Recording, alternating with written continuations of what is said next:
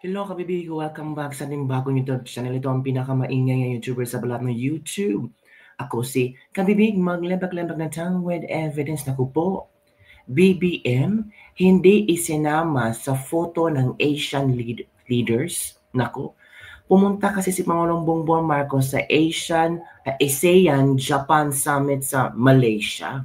At merong video na ipinakita ngayon na parang na out of place si Pangulong Bongbong Marcos, na parang di umano dinedma si Pangulong Bongbong Marcos, na parang di umano hindi siya kasali sa mga photo ops ng mga Asian leaders. Naku po, ano ba ang katotohanan, kabibig?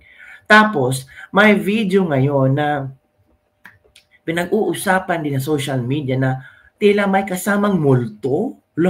Sinama daw ang multo na palaging kinakausap ni Pangulong Bongbong Marcos. Diba sabi niya, he's always talking to his father. Ay naku kabibig, sinama daw ni Pangulong Bongbong Marcos sa Malaysia. Hala, talaga? Ano ba naman tong mga taong ito? Kung ano-ano ang mga nasa isip. Pero parang iba daw ang mga movements, mga actuations ni Pangulong Bongbong Marcos nung papuntang Malaysia at nang bumaba sa nandun na siya sa Malaysia, parang iba ang mga kinikilos, mga kabibig. Kayo talaga kung ano-ano mga naisip nyo.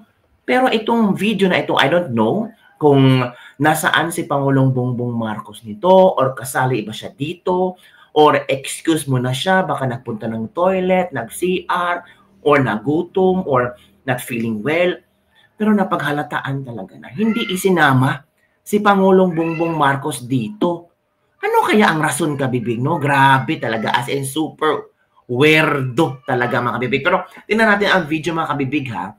Kung ano at bakit nga ba wala si BBM sa video na ito. Ano kaya ang totoong nangyari? Kayo ha, makagawa tayo ng istorya, no?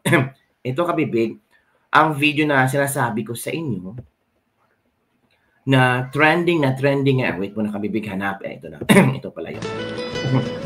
Ito yung trending at pinag-uusapan ngayon kung nasaan si Pangulong Bongbong Marcos. Sabi ng iba, baka nag-toilet, nag-CR, ito na ha, yan na. Hanapin natin si Bongbong Marcos kung nasaan ba siya, ha. Tingnan natin, ha. Excellencies, can we first have the first formal pose? In 3, 2, 1. Wala si BBM talaga, kabibig. Wala. And now the ASEAN way, right hand over the left. The ASEAN way. Oh. In 3, 2, 1. Wala ang Pilipinas. Wala. Thank you. Wala talaga ang Pilipinas, mga kabibig.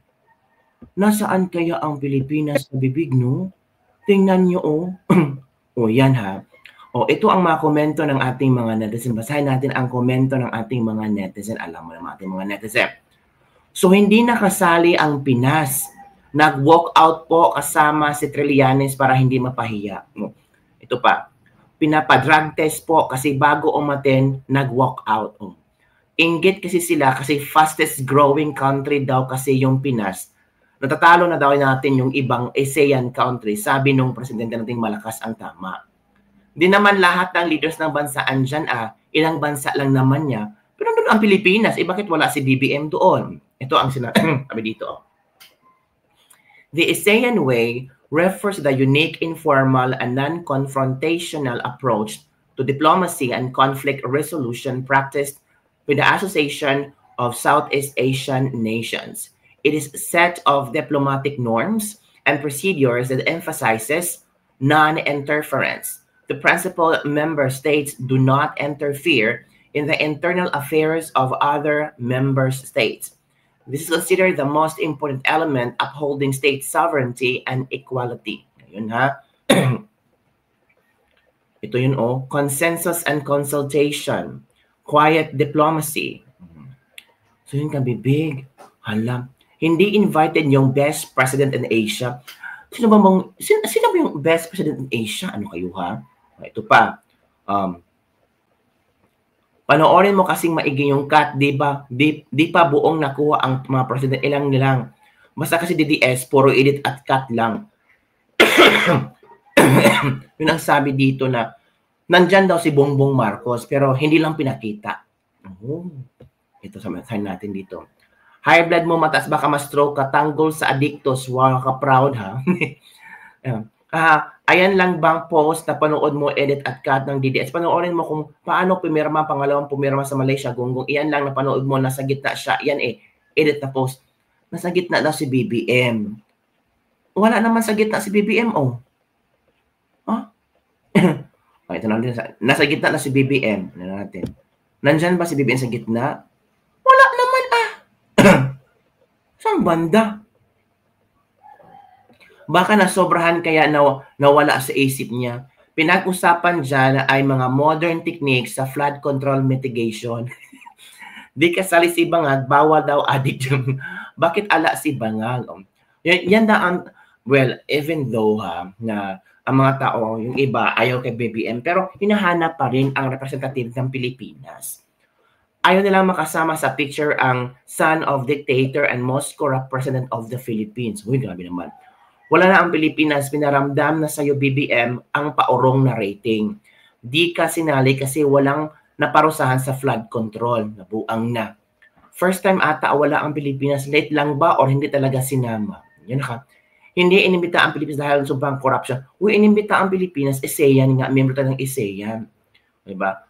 Kung totoo man ang video na ito, nakakahiya na ang Pilipinas sa buong mundo. Minamaliit ang Pilipinas, sobrang baba ng tingin sa atin ng ibang bansa dahil sa sobrang controversial ng korupsyon ng administrasyon. Ang FL na may controversial na polvoron sa US at ang corrupt na flood control, mas malala pa. Yan, kabigha mga komento ng mga netizen natin ha. Shock din ako kung nasaan si BBM. Diba? Nandiyan yung Indonesian niya presidente. Oh. Ay nako, baka si BBM nag-anong time out. Time out lang muna. Pinaupo daw kasi hindi sa kasali. Nag-break at palubat na daw. Nandiyan si BBM pero sabi na lasing daw. Uy, ano mga sinasabi niyo? Huwag lang po ganyan ha. Naya siguro dahil talamak ang korupsyon ngayon. Oy. Wala si Bangag kasi galit, di pinautang kakahiya. Uy, huwag kayong ganyan. So yun kabibig, yun ang isang video na pinakita natin na bakit wala si Pangulong Bongbong Marcos doon. So sana magbigay linaw ba? Ito pa. Ito ding isang video na to kabibig kung saan sabi ng isang netizen na nakapag-observe na para yatang may kasamang multo si BBM. Sumama sa ASEAN ang advisor niyang ghost. Pansinin niyo, tumingin sa itaas. Panoorin nga natin. Panoorin nga natin kabibig kung baka gusto lang magpahangin si BBM or may tinitingnan siya sa taas, wala namang problema doon. Talaga no? Ano talaga mga inaisip nyo kay BBM? Ito na. Panoorin natin kung talaga bang tumingin sa taas. At si FLA ay makasal sa konsye.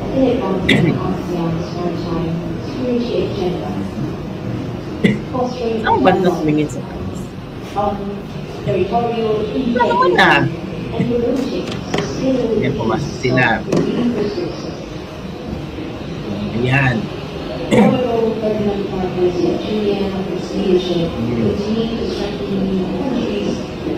Hindi naman si BBM dyan na. Yan natin na kung nasaan siya tumingin sa taas.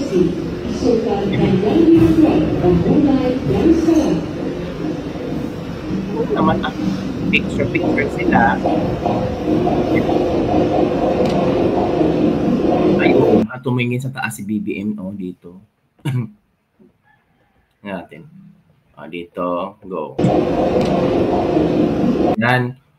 Baka na-up na kung ano lang, nagandahan si BBM sa ang tawag dito, sa environment, sa mga design. In fairness ang ganda ni F. Elisa dito, maganda ang kanyang outfit, mga kabibig. Maganda ang kanyang outfit actually. Tapos, napaka-fresh ni BBM tingnan dyan. Fresh from the farm. Pero ano naman wala ano mga iniisip niyo dyan, tumingin. Baka na-appreciate lang niya ang ganda. Tingnan mo yan, Diba? Yan. Yan pala ang komento ng mga niyan. So ito, lahat na lang gagawin ng issue, pati yung pagtingin sa taas, konti na lang ba ang pondo? Ito pa. Daming inggit dito na mangmang mukhang karkado na naman si Mr. and Mrs. M. Paldo-paldo naman si Baby M at Lesa. Hays, anong nangyari sa Pilipinas, diba? So ito yung mga komento ng ating mga netizen. Well, ang isipin lang natin, proud tayo kasi nandun ang ating Pangulo, representative sa atin ng ASEAN. So sana may magandang produkto o magandang impact yung pagbisita niya, pag-join niya sa ASEAN Summit, ASEAN, ano tawag doon? ASEAN Japan Summit sa Kuala Lumpur, Malaysia. And I'm sure pagdating ng ating Pangulo after nito, ay of course magbabalita yan kung ano ang magandang news na ibibigay niya sa atin, kung ano ang, baka may mga investments na naman, take note, investments. Ang daming investments. Ay, ewan ko kung pumapasok pa ba yung mga investments na yan. So let's just wait and see kung ano ang good news na dadalhin ni BBM galing sa ASEAN Japan Summit, mga kabibi. Kung saan lahat ng ASEAN leaders ay nandun, nakipag-usap, negotiations, sabi ng iba, naku, baka mangutang na naman si BBM. Anong mangutang? Investments. Noong unang taon ni BBM, ang daming investments. Pangalawang taon ni BBM, madaming investments. Pangatlong taon ni BBM, investments na naman. Pura lang investment. Pero bakit yung ekonomiya natin, parang ang bagal-bagal o di kaya naapektuhan yung ekonomiya natin? Parang hindi ko nakikita ang progresibong Pilipinas sa pamumuno ni BBM. Maka ito yung tatawag yung bagong Pilipinas ba? Lubog na lubog. Lubog pa sa baha. Lubog pa sa kahirapan. Madaming bangag. Yan lang po kami, Big. Don't forget to like, subscribe, and share this video. Bye everyone. See you next time.